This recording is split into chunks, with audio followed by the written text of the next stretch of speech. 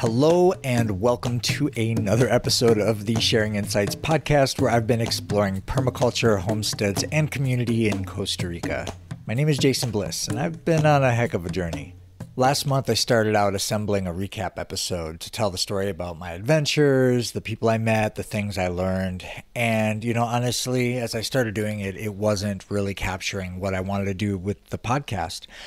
I wanted to do a study, check out some best practices, and even put them together into some kind of guide for new and veteran landowners to take inspiration from, improve their business model, make more impact. And so, reflecting on all of that, I've decided to do the recap in an expanded version. I'm going to do 6 episodes. This is being Volume 1 of the season recap.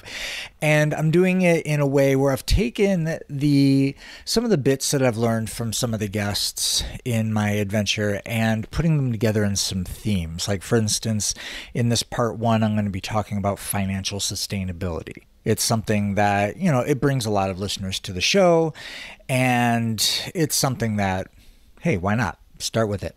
Part 2 is going to be about hosting guests, volunteers, students, things that different guests on the show have shared in their experiences, and hopefully putting them all together, some of this will sink a little deeper and we'll pick up some more of those tips, let them sink in. Part 3 is going to be about community, but not just what we've talked about regarding community within like one's little bubble or intentional community. We're also going to be getting into some of the things that were shared regarding reaching to your outer community, the regional community, what people have been doing to not only connect with, but support and work in conjunction with the folks in their pueblo. In part 4, we'll go look into land management tips, plenty of those. In part 5, we'll talk about some of the physical infrastructure things. I'd like to talk a little bit about the difference between natural building and sustainable building. And in part 6, we'll wrap it up with there were just some bits that came out strong for me around cultivating impactful belief systems. So we'll see what we come up with in each one of those. But for now, we'll get started with financial sustainability. It's a topic that most people on the planet really give thought to most days of the week. It can either make or break a project. It can have good financial sustainability. It's got people high-fiving each other, thinking creatively about like, oh, what are we going to do next? Let's do the next event. That was great. We can sustain it, right?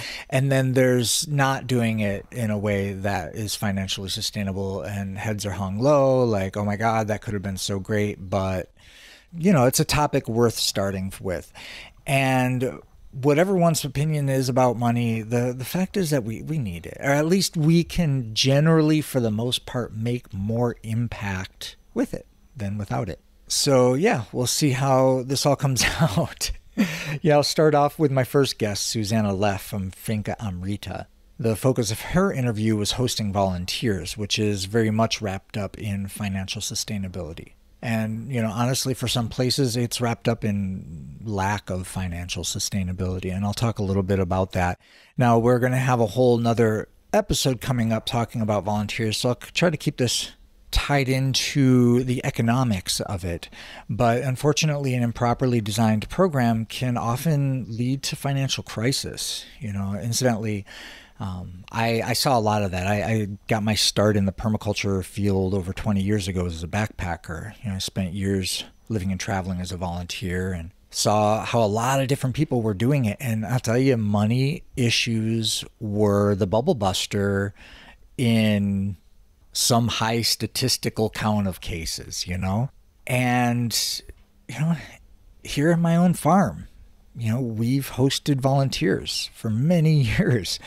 We've had hundreds of people come through our place and have life-changing experiences, learn how to do super cool things. And yet, we gave away the farm in some cases. We just weren't really running it in a way that was going to be a sustainable business. And as a result, we had wavering experiences, but in the end, we didn't really make the impact that we intended in many of the cases. Many people think about hosting volunteers as some form of free labor. This is something that new landowners sometimes think about, like, oh, we got to get this thing together. We could just get a bunch of people to come do it. which to a degree, if done well, can save you time and money and make, honestly, the process a lot more fun than just hiring somebody to do it. And the same side, the volunteers, they think like, hey, you're getting my free labor, right? So I am providing you value. And in many cases, that's awesome. And there's tons of reasons to believe that it can be done well. And that value can be worth the time and expense of hosting people. But that's kind of what I want to talk a little bit about, is what that time and expense can look like. You know, Susanna charges her volunteers a small fee to cover the costs of their stay. She points out that that cost should really be relative to the education and experience that you're offering them. And this is an important thing to keep in mind. Volunteering is an invaluable experience for people. It changed my life, and, you know, honestly, these places, they need the support. However, inviting a bunch of inexperienced people into your program requires significant degree of guidance. And if you're going to invite volunteers in to help contribute their energy, quote unquote, as the emails often come in, make sure that they're contributing their energy toward activities to produce or save sufficient revenue to cover the expenses of hosting them. I mean, really, that's the WOOF model that's so popular. WOOF models are generally successful, and they're within a network where most of the places, I'll say most, I haven't done a study on this, but from what I understand, most of the places that are subscribed to that, they have some kind of product that they're producing. They have some kind of usually agricultural product or possibly a value-added product, and they live in areas oftentimes where the economy is so much that hiring people to make that happen would increase the cost of their final good, and so they're able to create a synergistic relationship with that. And however, places that are just a homestead project that or a budding retreat center or something that don't really have the financial model set up, a lot of energy can go out the door. So charging people for their experience backed by education and guidance is a win-win situation. You know, talking about expenses, there's the obvious consumables. You got to calculate what the food, toilet paper, gas, electricity, these consumable expenses. But then there's the hidden expenses. You have to calculate when you've got a bunch of people over using all your stuff being in your home. You've got broken dishes. You got broken tools. You got poorly done projects that ultimately they need to be taken apart and redone.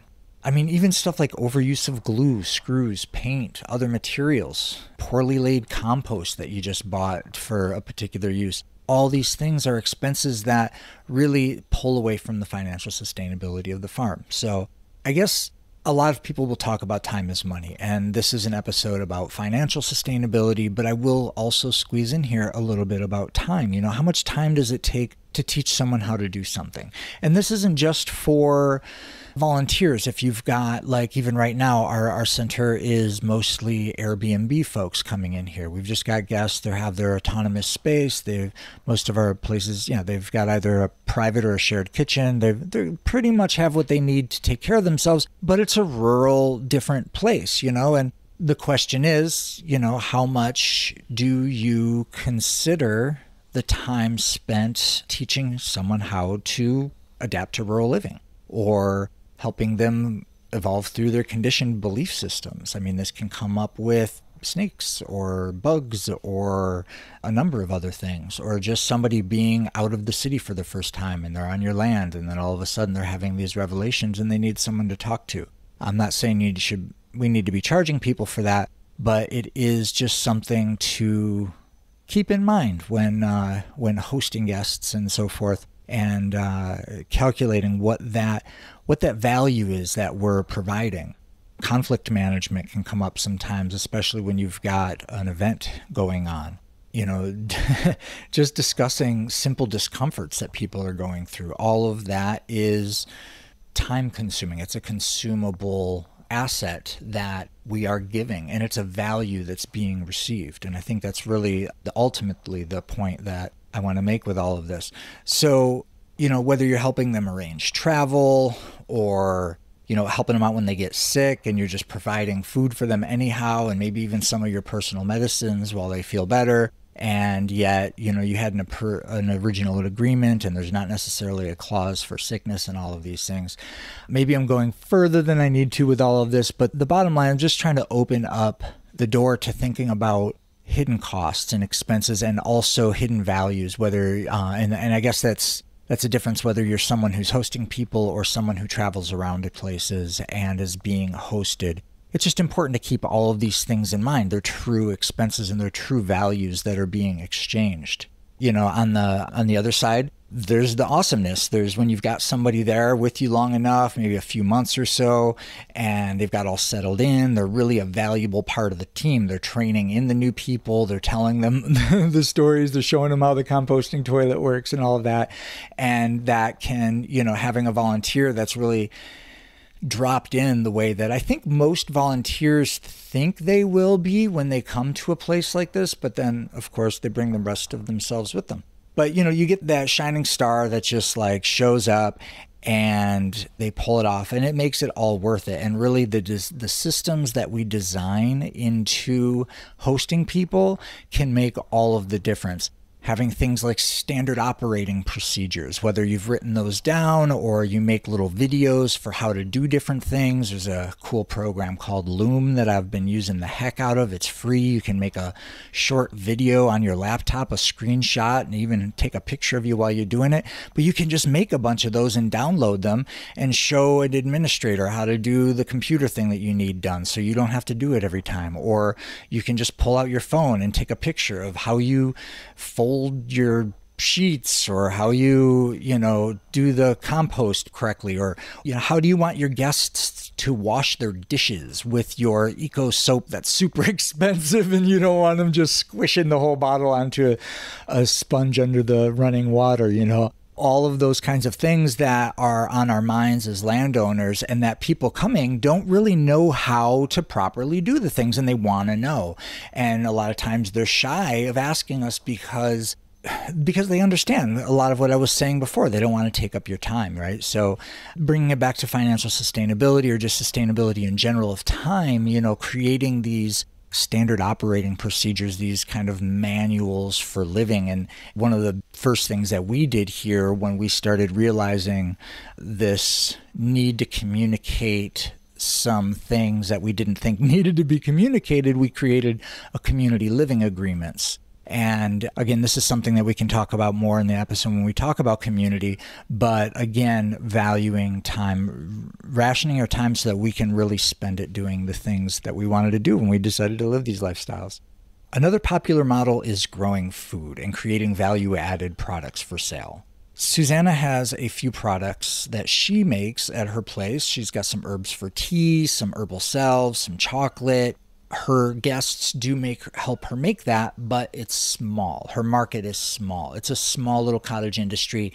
It helps pay for some of the bills, but honestly, it doesn't cover all the expenses of having her people there. And so charging volunteers for their experience reflects that they're not only working, but they're living and eating and enjoying this charming space, and recognizing that and recognizing what she needs and making sure that she's getting it and creating efficient systems is how this lovely woman, Susanna, has been able to stay open doing this program for over 30 years. And she does no marketing. Her guests that are paying to come and work with her are word of mouth, keeping the energy flowing through her place. So just sit on that.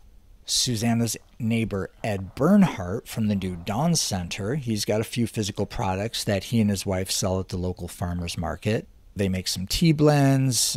He makes his kombucha for the plants, which they sell every week at the farmer's market.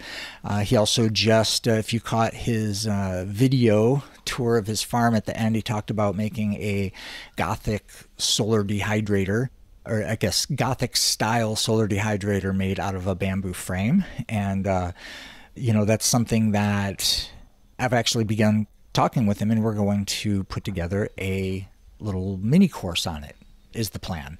And so that kind of brings me into another bit, which is digital products. You know, Ed also has a few books that he's written over the years, and some of those he's selling online, and he's redesigning his website. After all these years, over 30 years, you know, he is adapting to change, and he's having a new website built, and he's going to have more of his digital products available there for sale. And that's just another way that landowners can bring financial sustainability into what they're doing, is sharing it with the world. And that's a large bit of what I've been started this podcast for, is to help to give a vehicle for these these rebels and these people like doing some valuable things for the health of our planet and our societies, to get their messages and products out there in a way that brings them what they need to keep doing their work.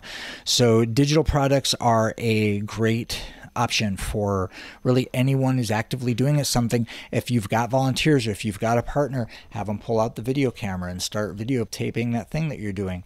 Even if it isn't something you end up selling, it is a teaching tool that you can use, and really that is going to save you time in the future at the very least. By the way, if you are at all interested in seeing that Gothic arch solar dehydrator that Ed built, when it's ready, I would be happy to let you know about it. Just go ahead and visit the website and fill out the newsletter form there, and you will be in the know.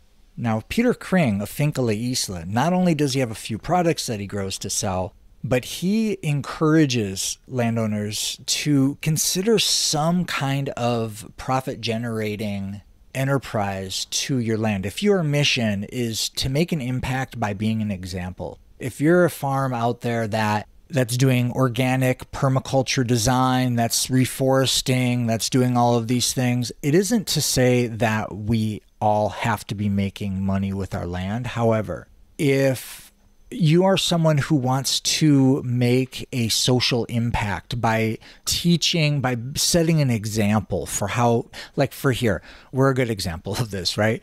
We've taken a property that was half pasture and we've turned it into almost all forest, and most of it food forest. And it's fantastic. It's glorious. There's fruits and flowers in all directions. And we did this to make an impact on our neighbors. There are some neighbors that happen through and they're like, oh, pretty, but it's hard for them to really understand it, except for those that came to our permaculture design course that we held for them here. It's hard for them to understand it because the value we get out of it isn't translatable into a value that's already in their mind, right? So to take someone out of their mindset that they're already in and walk them to another one, it helps to build a bridge. And showing that what we're doing can be profitable and pay the bills, whether we're hosting events or volunteers or doing workshops or students or growing crops. This activity, that putting a focus into that, even if you don't need the money to operate your place, if you can pick a crop and grow it and sell it to make a profit, Peter suggests that this is one of the most impactful things that you can do to get your neighbor's attention or anyone's attention, to say, hey, permaculture works, or yeah, I can see how that's, brought you sufficient profits because you showed me your input and your output. That is where their minds are, and that's one of the ways that Peter encourages us to make an impact. So Peter so much encourages entrepreneurism within farm owners that he is one of the founders and pillars at the farmers market in Puerto Viejo. He has been helping with that, and he actually has helped with the Organic Association out there. That is an association of growers that all share an organic certification as a way of saving them money, and they have their own private association that's all checking in on themselves to verify that their standards are being met. But then these farmers, without the massive amount of financial investment that pretty much would keep almost all of them probably from ever considering organic certification as a group, they have been able to not only certify themselves organic, but create a higher value niche in the community by teaming up to do so and presenting themselves at the farmers market in that way. One of the things that Peter grows for sale is grafted fruit trees. In the video that we recorded, he talks about how grafting plants for sale has been like a huge profitable cottage industry for him. And he also propagates a wide variety of bromeliads in his nursery. And this is just a great example. Like, he found the niche of durians and some of these other, high quality fruit trees that has a market. And he's like, okay, I'm going to produce those for the people that want it. And he has become a master at grafting and making specialty fruit trees. And he sells trees that go all over the country, including here on the Pacific side in my own yard. And beyond that, the guy just likes bromeliads. And so he has one of the most impressive displays of bromeliads. They're so gorgeous. I don't even really go nuts over bromeliads, but I bought a few to bring here because I'd never seen something so cool, right? And he's got those. And he's got people that he's a stay-at-home wizard. He stays at home, people come to him, they give him money, and they leave happy. And that is something that Peter and myself encourage any project to do, to be able to keep the doors open and keep making the impact that they want. Peter also talks about, as far as financial sustainability, again, like planning your business well. If you're going to have fruit trees, just hire somebody to properly pick them and take them to market. That's one of the things he's telling me. He's just like, you've got value right there on the trees. Hire someone. Make sure they do it properly so you get a good quality fruit and take it to market. He also mentions fruit tourism. One of his diversified streams of income is some of the people come to his place just fascinated with the amount of exotic trees that he has around his property and how he tends to them all. And he gives tours of his garden for a fee. He'll walk people around and show what he's got and talk about whatever questions they have about it all. And that fruit tourism is a growing industry and another one that can be done. And really, that brought up for me the idea of, again, saving time. And I was talking about making videos for guests. I am interested in doing video tours of my farm, visiting the different fruit trees we've got growing here and what's in harvest each month of the year. So I can build a catalog of videos here on the farm that guests for years to come can be like, oh, he showed us on this video where that thing is. Now, I do enjoy giving people a tour of the farm to show them where harvestables are. But honestly, when people just gets off the plane and then they drove 4 hours to get to the farm and I show them the fruit forest and said a bunch of words that they'd never heard before in their life, they're just like, they glaze over. You can only take in so much information. So giving video fruit tours is maybe not something that you would necessarily sell to guests, but it is something that you can use to enhance their experience. And that is just going to lead to great word of mouth marketing at the very least. Other cottage industries mentioned that are worth are like specialty spices, like even black pepper. It's a commonly consumed spice that can make a good industry. Dehydrated goods like ginger, mamoncinos, rare things. Soaps was another thing that Peter suggested any small operation can have as a sustainable cottage industry. And of all the things that Peter has going on, he said that his primary value-added good is chocolate. And that's something that he has been making and selling along with his partner, Ansel, who we visited later that day. When we made it to Ansel's place and we saw the laboratory where Ansel is not only making cacao, but also teaching it. She has an apprenticeship program. She teaches ongoing workshops throughout to people in the region as well as tourists. And one of the things that Ansel has noted is that having an apprenticeship program, if it's done well, it can build a lot of valuable structure into your daily life. When you've got someone there that's committed to learn the trade, to do the thing with you, it can be of monumental value, especially if the program is organized well and you've got everything lined up. Having that accountability partner, I think, is one of the elements of why that works. And, in most cases, an aspiring student is very happy to pay for tutelage in a trade like this. Some programs might charge for the first month or 3, and then apprenticeship programs often work that if they're still around after the initial kind of trial period, that the cost of their stay can be reduced or even eliminated after they've shown that they've become adept at the skill. And that totally makes sense. Ansel says the most important thing to consider when establishing the trade is to just start. It's something that's come up for me a lot in this podcast. And here I am, I took imperfect action and I just started something, not entirely knowing where it's going, but I just knew that I wanted to be in a position to share more stories with more people about what's happening right in the world, who's doing what well. And I came back to Costa Rica after being gone for a while, and the pandemic happened and everything is just going, well, in the the direction that it's been going. And I knew I wanted ecologically mindful businesses to have a voice and to have a platform and to have an extra push forward for the momentum that it already has. And so I got an inclination as to one of the ways that I can do that and some ways that I could come around to making it financially sustainable, and I went for it. And honestly, it has brought me on this adventure that I'm sharing. And if I hadn't taken the first steps to do something, even though I didn't fully know what I was getting into, I wouldn't have started. So Ansel's suggestion is for whatever thing you want to just start, just jump in and bring a little magic into what you're doing. And if it doesn't work out, you can always pivot. And that's honestly just a simple nature of life. Change happens. Don't be afraid to start because of fear for change. It is inevitable. One of the other guests that I visited on the Caribbean side was Terry Lillian Newton of Kindred Spirits. She was saying that if you aren't in love with what you're doing, consider completely remodeling your business plan to connect with your passion. And passion is something that came up again and again and again with my guests.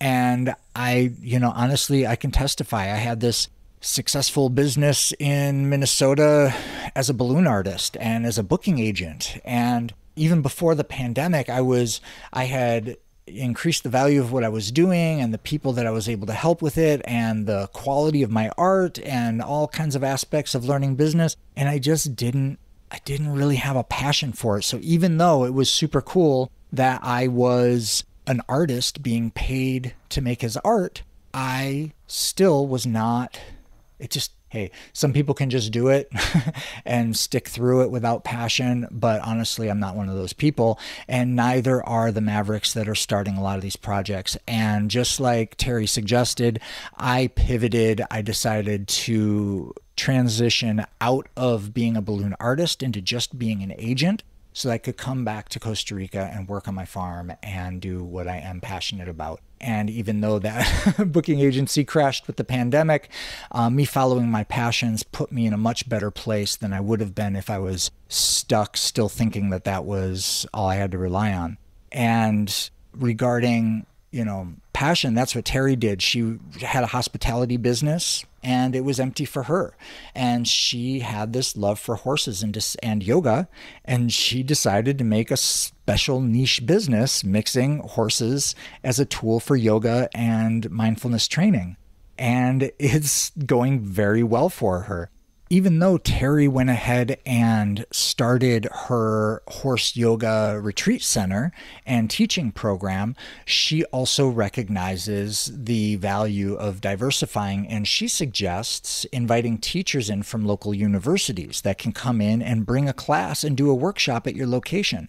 If you're already set up, then to host people, it doesn't necessarily mean that you need to be the one conducting the workshop. That's a lot of work, and it's really awesome when we pull it off and we do our thing and we pull off our thing, but it's just a great use of space to open it up to the rest of the community who maybe doesn't have a space to teach in. And that's something that I'm considering here as well for our place. We live in a region where there's a lot of young permaculturists, a lot of locals out in the city that may want a place to do some workshops. So I'm designing a campaign right now to offer our community center, where we used to teach permaculture design courses, and offer it to local teachers to just rent out the space for a day or a weekend and teach their class down there. And even really 2 of the 4 permaculture design courses that we hosted on our farm already were taught by outside teachers. One of them was taught by a couple from Canada. They just wanted to teach a PDC in Costa Rica, and we made them an offer. We threw up some tent roofs and other additions and went for it.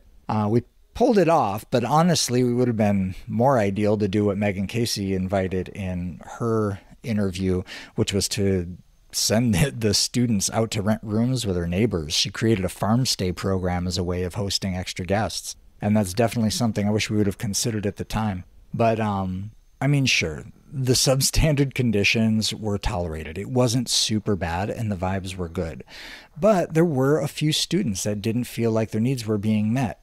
And because we didn't offer another option, which might have been great, to just stay with somebody in the village and maybe even made their experience ultimately excellent, and because we didn't check in regularly with the group, which is something we definitely started doing after this, a group mind formed. And it turned out that there was some students complaining, and then it turned into this whole thing, and there became stigmas on the infrastructure, right? So live and learn, and really what we're learning here is definitely check in with your guests. But if some people are super happy tenting under a tent platform. I was for many years. It worked for me. It was great. And some people aren't. And some people are just fine sharing a composting toilet with other people. And some people not so much.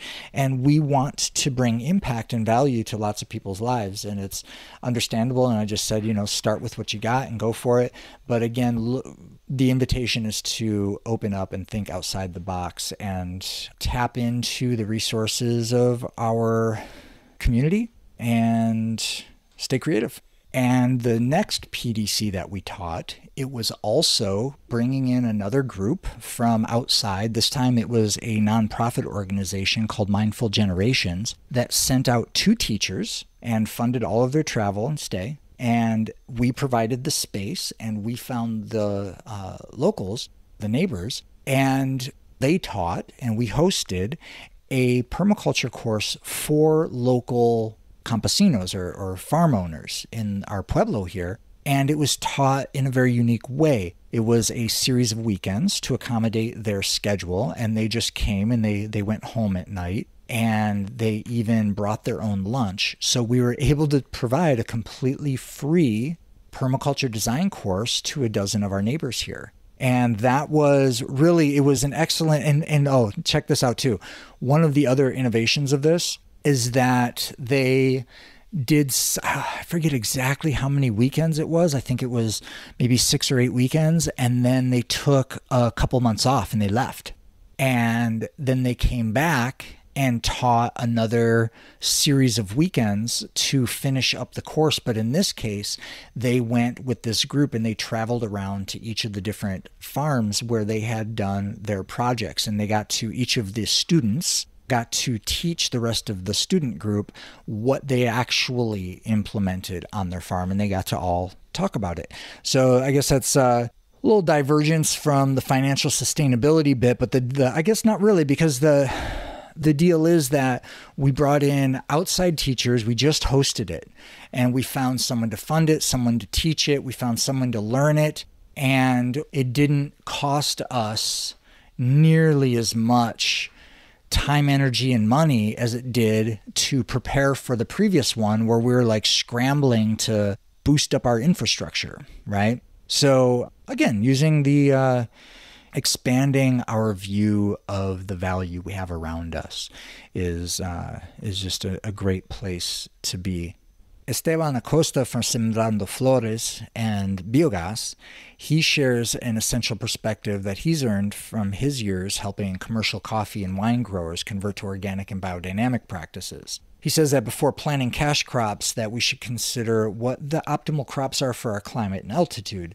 And you'd think, sure, of course, but you'd be surprised. He also says, more importantly, take some time to research the market and see if you'll have a buyer. It's cool, Peter, for instance, he came up with this unique idea of dried mamoncinos, which are rambutan, right?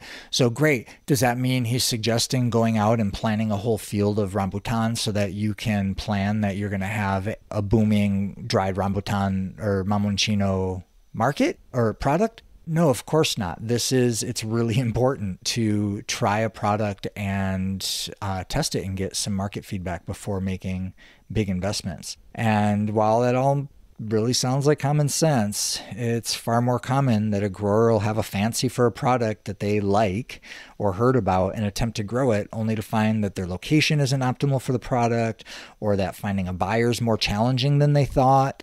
And when making significant investments, it's really essential to plan accordingly. I guess that's the bottom line. And it's just another reminder to observe before we interact and to start with small and slow solutions. NICO BOTEFUR has brought Essence ARENAL to a state of financial sustainability using small and slow solutions. He started off with an inherited property where he began hosting his first guests with some glamping tents and simple cabins. But then these first guests, he began providing them services, both some that he was providing on site, but also welcoming in neighbors to provide services for his guests. And ultimately, slowly, he developed what's become his restaurant, which has brought significant revenue back into his project. And with the money he was making from renting cabins and feeding his guests and booking them out for services provided by his neighbors, he then invested into solving one of his restaurant's major problems, which was he couldn't find sufficient locally grown organic produce at a decent cost to provide the kind of food that he wanted. So he invested into studying permaculture and learning how to establish what's now become an expanse of food forests and greenhouses around his property that are now all feeding back into his business, providing a farm-to-table dining experience for his guests. And of course, a nice side effect of that is that it's an increased draw and enhanced value to his guest stay. Because, hey, what's more awesome than farm-to-table meals? Honestly, it is one of the highlights of my week when I just make a meal from stuff I pick out of the garden here. It's just one of the absolute richness of life. Now, while leaning on conventional business models like your farm-to-table bed and breakfast, if you want to call that conventional, can be very useful for establishing financial sustainability, many of the rebel projects that have caught my attention for the podcast are stretching beyond the box, and they're questioning conventional approaches. Ali Khan and Alnur Lada of Brave Earth, they've been doing precisely that. Alnur poses a really intriguing question in the interview. He asks, how do we use capital to build a post-capital infrastructure? And he's talking in part about their retreat center at Brave Earth and their community, but I think he's really expanding that to society and culture and all of us to ask ourselves. It's not that we're against capitalism, but it's essential to recognize its inherent instability in its current form. And especially given the current global economic environment, it's important to consider ways for how we can invest our funds now to secure our lifestyle and livelihood for times when maybe the money won't be there, which is maybe not all that far away for many listeners. While the topic of finances often revolves around the acquisition of revenue and other resources, it's also important to consider who has what rights to do with what of those resources, right? Like one popular idea among back to the landers is to put their property in a trust. And it's interesting, a land trust is a private legal contract in which the real estate owner transfers the title of the property to a trustee.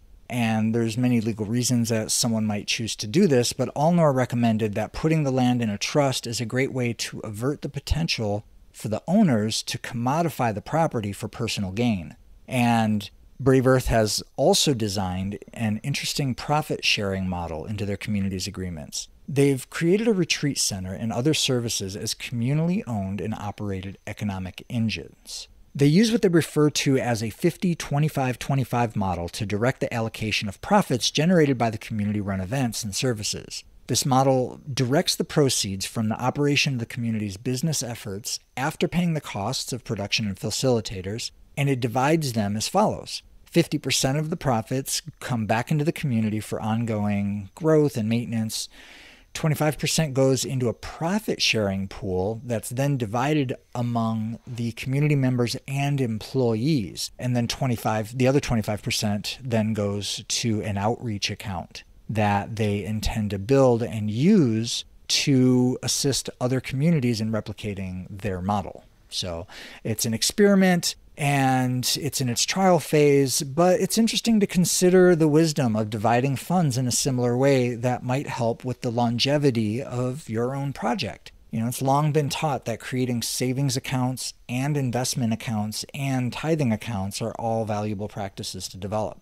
Like many landowners who invest in a project intending to share it with others, Justin Dolan of St. Michael's Permaculture Country Club, he built his community's financial sustainability into the sale of shares into the project. Justin projected what his project would need to grow its infrastructure over the years and designed that into the cost of shares of the community. He also put a portion of the purchased land aside to sell to neighbors who want to live nearby without being part of an intentional community necessarily. It's kind of like calling in more of an eco-village type model. He then paced out the sale of shares and properties to limit how many would be available per year so that he could pace the growth and plan for longevity. The members of the community then share their expenses as well as the resources and profits from the country club, which provides services for both the members of the community as well as those neighbors, such as their restaurant and banquet hall. They've got a super cool games area and a really impressively biodiverse disc golf course, to name a few. These things aren't exactly new ideas to all the listeners, but I'm hoping that putting these things together in this way can bring, and even if there's things that I'm saying that you're like, oh, that wouldn't work for this reason or that, it's really valuable to be putting all these ideas together to stimulate thought and creativity in our own models. And, Justin points it out too. He says, if you have land and it just makes sense to produce enough profit for it to pay for at least its legal and maintenance costs. And that's something that he basically planned into the sale of those shares and properties, is to make sure that as time goes on, he's got the assets needed or the economic backing to, at the very least, cover those base costs of maintenance, legal, taxes, stuff like that. And I would say that, designing something into the model is definitely important to consider. Even, again, if we have outside sources of income, because when those outside sources of income fail, the last thing you want to do is lose your farm. The last stop on our interview tour was Lynx Guimond of Sal Cargo Inc. Lynx has taken a different approach to his project than many others. He didn't exactly start what he's doing intending to establish a permaculture homestead or even a community, but his efforts were instead to change the global shipping industry.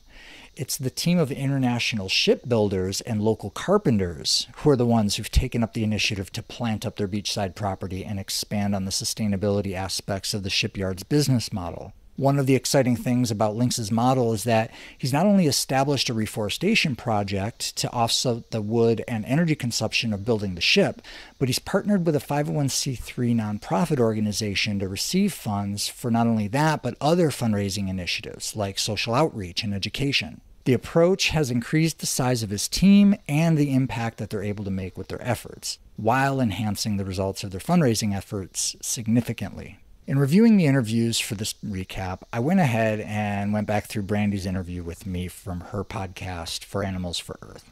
If there's anything from that interview that I'd like to repeat here, it's that if you've spent any portion of your life learning how to do something, and you decide to invest yourself into sharing that knowledge with others, please recognize that what you have to share is valuable and charge accordingly.